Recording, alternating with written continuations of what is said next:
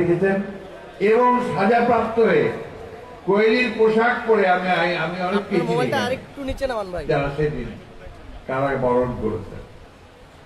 এদের ত্যাগ, এদের তিতিক্ষা, এটা এই জাতির একটা গণতান্ত্রিক রাষ্ট্রের জন্য করেছে। অর্থাৎ ব্যবস্থাটা যেন গণতান্ত্রিক হয়, অর্থাৎ আমরা যেন সবাই অধিকারটাকে রক্ষা করতে পারি।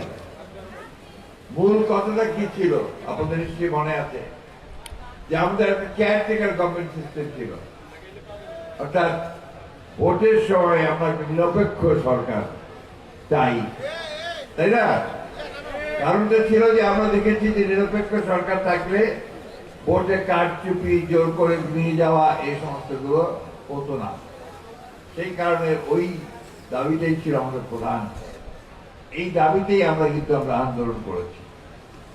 তো সেই ব্যবস্থাকে আওয়ামী লীগ ধ্বংস করে দিল, দিয়ে তারা দলীয়করণ করলো সেই ব্যবস্থাটাকে।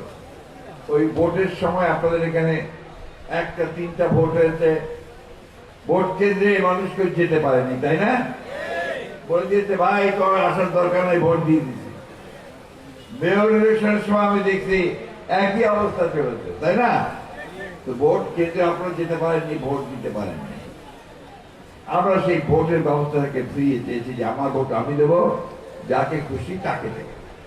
সেই সঙ্গে আমরা আইনের শাসন চেয়েছি। আওয়ামী লীগ ক্ষমতায় থেকে তারা যেটা